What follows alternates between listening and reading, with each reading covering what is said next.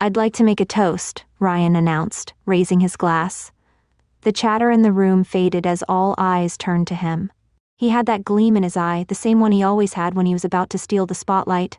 To new beginnings, new homes, and, he paused dramatically, milking the moment, to Grandpa's memory. A hush settled over the room. It had only been 4 days since Grandpa passed, and the grief was still raw. I lifted my glass along with everyone else, swallowing the lump in my throat as I honored the man who had meant the world to me. But Ryan wasn't finished. "Speaking of Grandpa," he continued, setting his drink down on the coffee table, "I have an announcement to make." He reached into his pocket and pulled out an envelope, its edges slightly worn. My stomach tightened. There was something about the way he glanced at me, calculated, almost smug, that set off alarms in my head. "Before he died, Grandpa gave me this letter," Ryan said, his voice carrying over the living room of his new Denver home. "He wanted me to have his vacation home by the lake, the place we all loved as kids." A wave of murmurs rippled through the crowd. My parents beamed with pride. Olivia, Josh's girlfriend, clapped like this was some grand accomplishment. Across the room, my cousin Maya shot me a bewildered look. She knew how close Grandpa and I had been. I sat there, frozen, my pulse pounding in my ears. The lakeside cabin was Grandpa's most treasured place, and for the past 3 years I had spent nearly every weekend there, helping him maintain the property, listening to his stories, just being there for him. Ryan, on the other hand, he'd visited maybe twice in the last 5 years, and both times all he did was complain about the spotty Wi-Fi and how boring it was. But that wasn't even the part that had my mind racing. 3 weeks ago, Grandpa had given me a small wooden box. He told me not to open it until the time was right. Inside was a notarized deed, transferring ownership of the vacation home to me. It wasn't even part of his estate. He had already given it to me. So either Grandpa had changed his mind without telling me, or Ryan was lying. Ryan unfolded the letter and started reading, his voice filled with false sincerity. I studied his face, searching for cracks. Did he know about the deed? Was this some kind of mistake? "That's Egret," I forced out, pasting on a smile that felt unnatural. "Good for you, Ryan." The room erupted in congratulations, but I barely heard them. My mind was spinning. I needed to get home, now. I stood up casually. "Excuse me for a sec," I murmured, slipping out of my seat. "Bathroom." As soon as the door shut behind me, I pressed my back against it, inhaling deeply. The letter didn't add up. Grandpa's handwriting had gotten shaky in his final months. His arthritis made even signing a check difficult. But the signature I'd glimpsed? It was smooth, confident. My phone buzzed in my pocket. Text from Jenna. "You okay?" That was weird. Ryan never even cared about the cabin. I fired off a quick reply to Maya instead. "Need to check something at home. Cover for me?" "Say I got called into work." Within minutes, she texted back. "You're good. Be careful." I waited until the laughter in the living room swelled, then slipped out the back door. The drive home was a blur. Streetlights streaked past as memories of Grandpa filled my head, his steady hands teaching me to fish off the dock, his deep voice pointing out constellations in the night sky, his warm laughter when I failed miserably at skipping stones. That cabin wasn't just real estate. It was history. It was home. And if Ryan thought he could take it from me, he was dead wrong. The cabin wasn't just a place. It was a piece of my soul. Grandpa had taught me resilience there, how to be patient, how to appreciate the simple things. Ryan had never cared about any of that. His announcement wasn't just a lie. It was a violation of something sacred. As soon as I got home, I went straight to my closet and pulled out the wooden box Grandpa had given me. It was his old cigar box, worn smooth over the years, the scent of cedar still rich and familiar.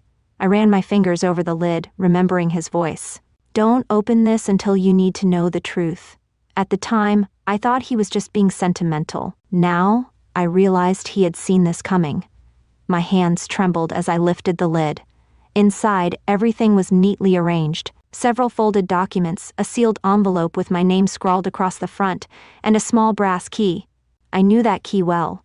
It unlocked the antique roll-top desk in Grandpa's study at the cabin. I took a deep breath and unfolded the top document. It was exactly what I remembered. A notarized deed, legally transferring ownership of the cabin to me, dated 6 months ago. I exhaled sharply, my pulse racing. Then I unfolded the letter, Grandpa's handwriting shaky but unmistakable. My dearest Jules, by the time you read this, I'll likely be gone.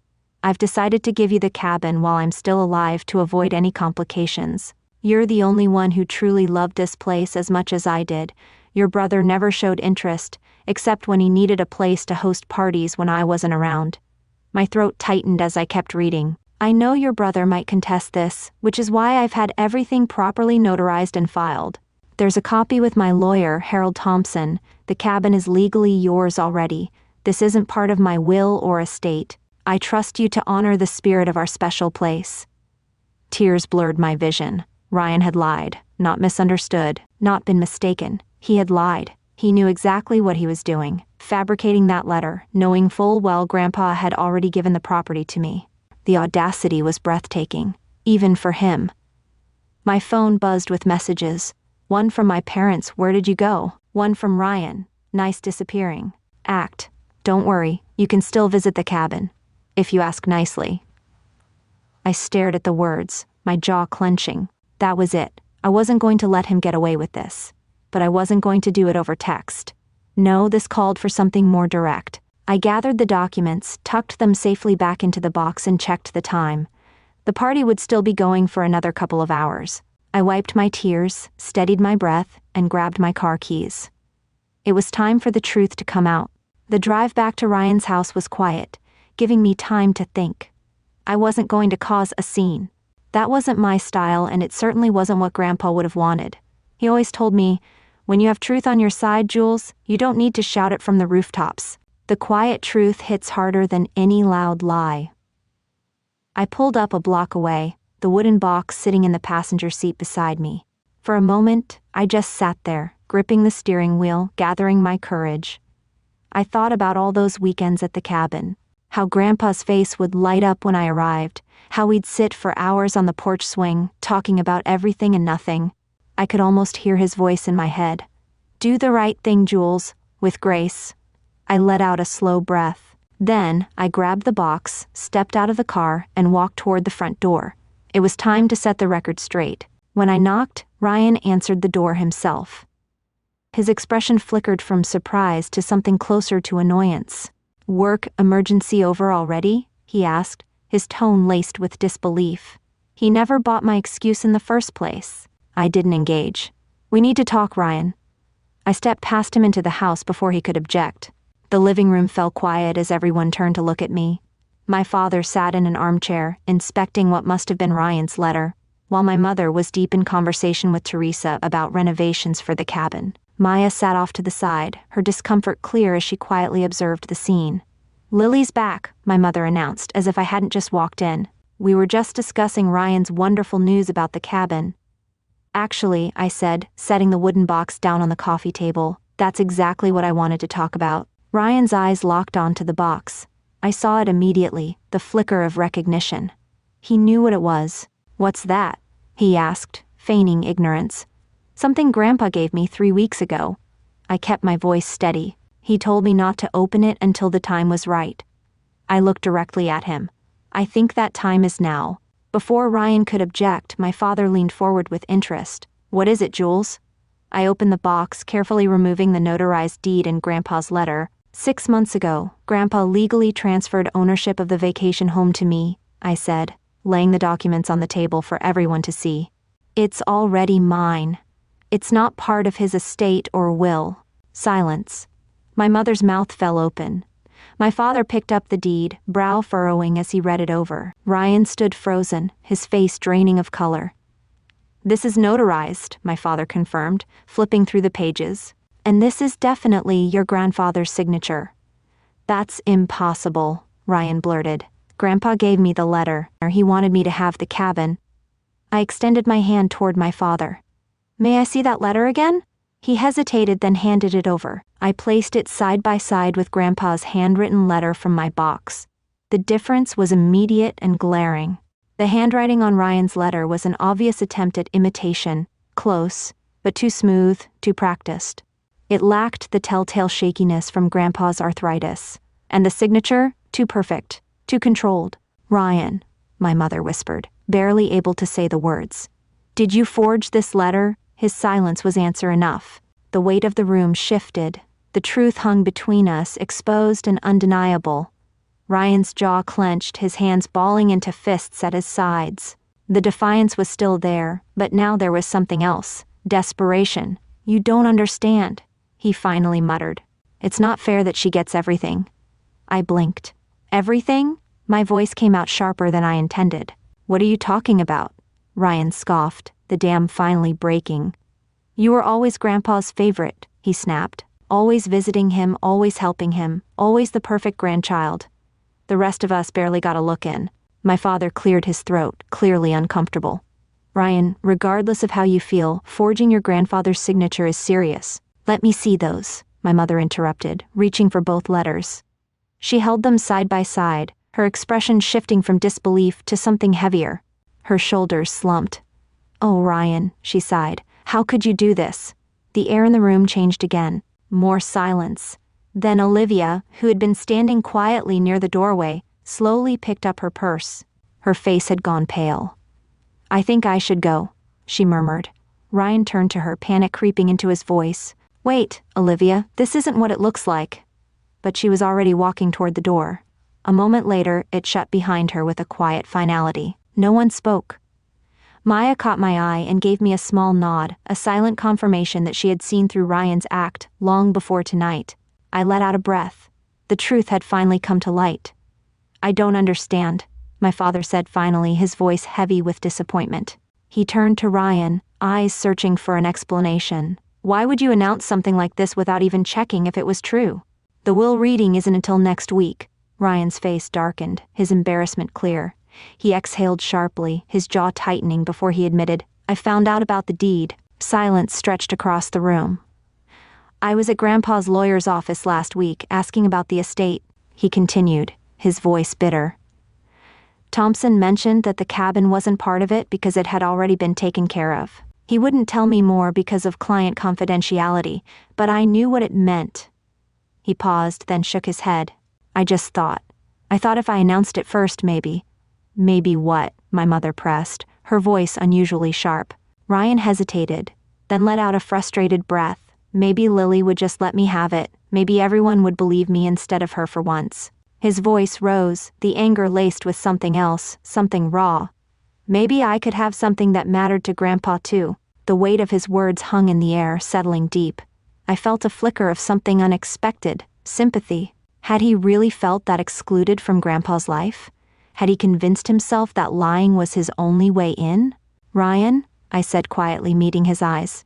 "Grandpa invited you to the cabin countless times. You always said you were too busy." His expression hardened. "Because I felt like an intruder," he snapped. "By the time I realized what I was missing, it was too late. You two had your special bond, your inside jokes, your traditions.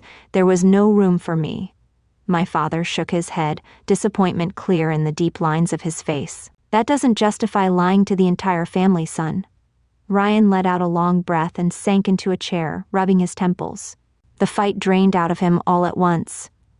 "So what happens now?" he asked, not looking at any of us. "You've made your point, Jules. You win." "This isn't about winning," I said softly. I thought of Grandpa, of what he would want in this moment. No matter what Ryan had done, he was still my brother. And despite everything, Grandpa had loved him too, in his own way. I reached back into the wooden box and pulled out something I hadn't mentioned yet, an envelope, sealed and addressed in Grandpa's unmistakable handwriting. I turned it over in my hands before holding it out. "He left something for you too," I said. Ryan's eyes flicked to the envelope, suspicion and hope battling in his expression. "What is it?" "I don't know," I admitted. "Grandpa told me not to open anything that wasn't addressed to me." He hesitated, then took the envelope, his fingers shaking slightly as he slid it open. His eyes scanned the letter, his expression shifting, from guarded to shocked, then to something else entirely. Something that looked like remorse. "He knew," Ryan whispered, his voice barely audible. "He knew I might try to claim the cabin." My mother moved closer, her concern evident. "What does it say, honey?" Ryan swallowed, staring down at the letter as if it weighed 100 pounds in his hands. Then, without a word, he handed it to her. "Read it," he said. "Everyone should hear it." She adjusted her reading glasses, took a steadying breath, and began.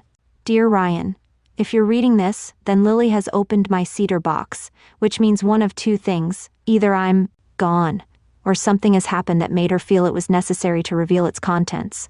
I've known you since the day you were born, and I know your heart. You've always wanted recognition and validation, things I perhaps failed to give you in the way you needed. But I also know that when you feel overlooked, you sometimes make impulsive decisions that hurt others and ultimately yourself. The cabin has been transferred to Jules. This was a decision I made with great thought and love, not because I didn't care for you, but because Lily connected with the place in a way you never did. She understood what made it special to me, and I trust her to preserve that spirit. What you need isn't a property, Ryan. It's a purpose. I've enclosed a check for $25,000. Use it to start something meaningful. My mother's voice faltered slightly on the last line. She looked up, watching Ryan carefully. No one spoke. Ryan exhaled slowly and ran a hand through his hair. He looked stunned, maybe by the fact that Grandpa had known exactly what he would do, or maybe because even after everything, Grandpa had still left him something. The anger in his posture melted into something that looked like regret. I studied him, waiting. Would this be the moment he truly saw what he had done? Or would he let his pride keep him in the place he had put himself? For the first time all night, Ryan had no quick comeback, no argument. He just sat there, staring down at the letter, reading Grandpa's words over and over again. I took a slow sip of coffee, letting his question hang between us. What was I going to do with the cabin? Part of me wanted to retreat there and hold on to every memory of Grandpa, to keep it exactly as it was, untouched and unchanged. But I knew that wasn't what he would have wanted. He had always believed in moving forward, in finding purpose, in making the most of what we were given. I'm going to take care of it, I finally said, setting my mug down. Make sure it stays the way Grandpa wanted. A place for family, a place where people feel at home. Ryan exhaled, nodding as if he had already expected that answer. He was right about me, he admitted. I've spent my whole life chasing after things that don't actually matter. I thought getting the cabin would prove something, that I was just as important to him as you were. But it doesn't work like that. No, it doesn't. I met his eyes, steady and unwavering. But you were important to him, just not in the way you expected. He looked down at the check still sitting on the table in front of him. I don't deserve this, he muttered. Maybe not, I said honestly. But Grandpa must have thought you had it in you to do something good with it. And for what it's worth, I think he was right. Ryan let out a small, almost self-deprecating chuckle. That makes one of us. He rubbed a hand over his face, looking more exhausted than I'd ever seen him. I don't even know where to start. I hesitated for a moment, then reached for the photo album I had taken from Grandpa's desk. Flipping it open, I stopped on a picture of us as kids, maybe 8 or 9 years old, standing side by side on the dock at the cabin, both beaming, arms slung over each other's shoulders. A moment before all the rivalry, before the resentment, before life had made things so complicated. Start here, I said, sliding the album toward him. Remember who you were before you let all of this get in the way. Ryan stared at the photo, his expression unreadable. Finally, he gave a small nod. We sat there in silence for a long time, sipping coffee, neither of us really knowing what came next. The truth was, I didn't have all the answers. I didn't know if this moment of clarity would actually change anything for Ryan, if he would take Grandpa's gift and build something for himself, or if he'd fall back into old patterns. But that wasn't my burden to carry. I had done my part. I had told the truth, defended what was mine, and honored Grandpa's wishes. And for the first time in a long time, I felt lighter. I should go, I said, pushing my chair back. It's been a long night. Ryan nodded but didn't argue. As I grabbed the wooden box and headed for the door, his voice stopped me. Jules? I turned back. I really am sorry. His voice was quiet, sincere. I studied him for a moment, then gave a small nod. I know. And with that, I walked out into the night, knowing that, no matter what happened next, I had done exactly what Grandpa would have wanted. I pulled my phone from my pocket and glanced at the message from Jenna. Jenna! Hey, just checking in. How are you holding up? I hesitated before replying. The truth was, I wasn't sure how I felt. Standing in the cabin, surrounded by everything that reminded me of Grandpa, I was caught somewhere between comfort and grief. Between nostalgia and the weight of responsibility. I'm at the cabin now, Feels strange without him here, but good too. Peaceful. A few moments later, my phone buzzed again. Jenna, I figured you might go up there. I'm glad. Call me if you need to talk, okay? I smiled to myself, grateful for her steady presence in my life. Sliding my phone back into my pocket, I wandered through the cabin, absorbing the little details that made it feel like home. Grandpa's reading glasses were still resting on the side table, a crossword puzzle book open beside them. His old flannel jacket hung on the hook by the door, the sleeves still creased from the way he used to roll them up. Everything felt frozen in time, untouched by the chaos that had erupted after his passing. I walked over to the fireplace where a small wooden box sat on the mantel. It was one I hadn't noticed before, a deep cherry color with an ornate latch. A note was tucked underneath it, folded neatly. My breath caught as I recognized Grandpa's handwriting. For Jules, when she's ready.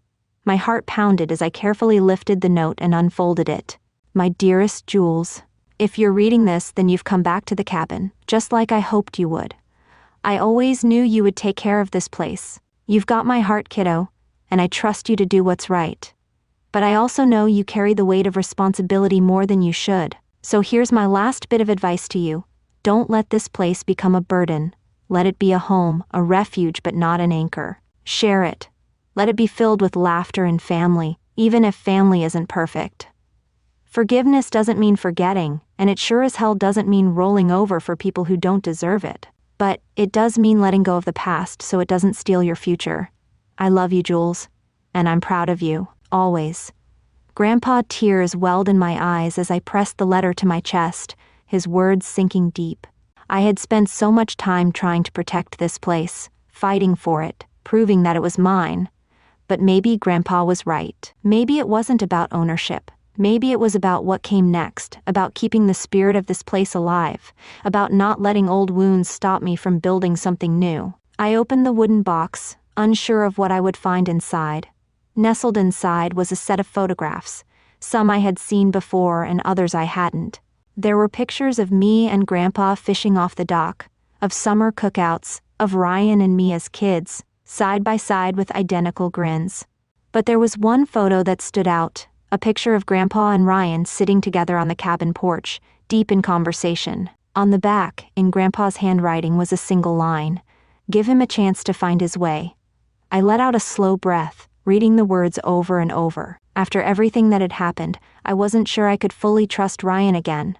But maybe, just maybe, I could leave the door open. I tucked the letter and photos back into the box and set it carefully on the mantel. Then, pulling out my phone, I typed out a message before I could overthink it. "Me, if you ever want to come up here, let me know. I'm not making promises, but the door isn't closed." I hit send and placed my phone down beside me. Whether or not Ryan would take that step was up to him. But for now, I had done my part. I stood on the porch, looking out at the lake as the morning light shimmered across the surface. For the first time in weeks, I felt something close to peace. Grandpa was gone, but his lessons, his love, and his legacy remained, and so did I. Ryan stared at the folder, his fingers hovering over the edges before carefully picking it up. His throat bobbed as he swallowed hard, flipping through the contents. "He kept all of this?" he murmured, his voice thick with emotion. "Every piece," I confirmed. "Even when you thought he wasn't paying attention, he was." Ryan let out a shaky breath, pressing his lips together as he stared down at a picture of himself from years ago, standing beside Grandpa at his college graduation. The way Grandpa looked at him in the photo, proud, unwavering, was the way he had always looked at both of us. Maybe Ryan just hadn't been able to see it before, I thought. He exhaled sharply, rubbing a hand over his face. "I thought I didn't matter to him as much as you did." I leaned against the desk, crossing my arms. "He loved us differently, but never less.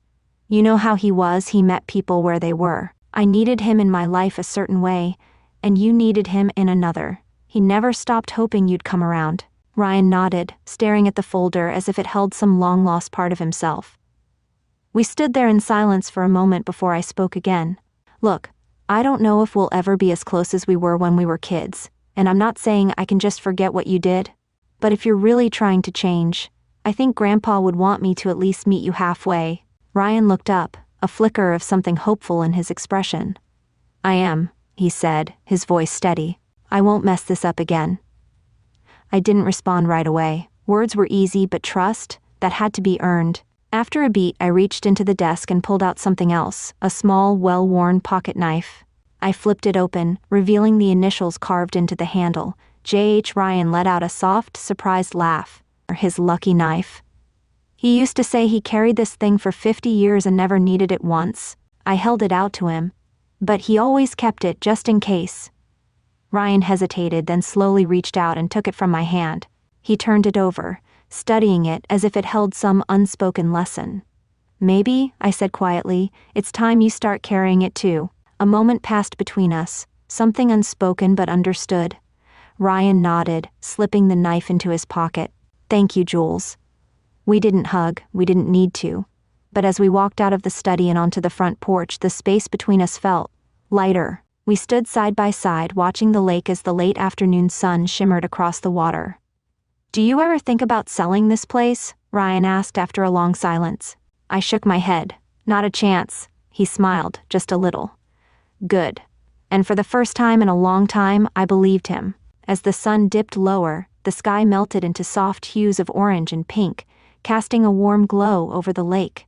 The water lapped gently against the dock, a soothing rhythm that made the silence between us feel comfortable rather than heavy. Ryan leaned back on his hands, staring at the horizon. I used to think this place was just some old cabin in the woods, he admitted. I never got why it mattered so much to you, or to Grandpa. I closed my notebook and looked over at him. And now? He exhaled slowly, a small smile playing at the corners of his lips. Now I get it. For the first time in years, I felt like we were on the same page. Like maybe this wasn't just an ending, but a new beginning.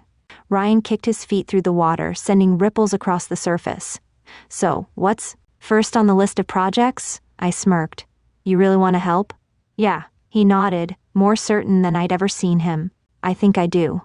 I pulled out the list I'd started and handed it to him. Well, the dock needs reinforcing, the roof could use some patching, and the boathouse is a mess. Ryan groaned, scanning the list. You're really putting me to work, huh? Hey, you said you wanted to learn woodworking. No better place to start than here, he chuckled, shaking his head. Grandpa really set me up, didn't he? I nudged him with my elbow. He gave you a push in the right direction. The rest is up to you. We sat there until the last of the daylight faded, the lake reflecting the first stars of the evening. It wasn't perfect, not yet. There was still a long way to go, a lot of trust to rebuild. But for the first time in a long time, it felt like we were finally moving forward. Together.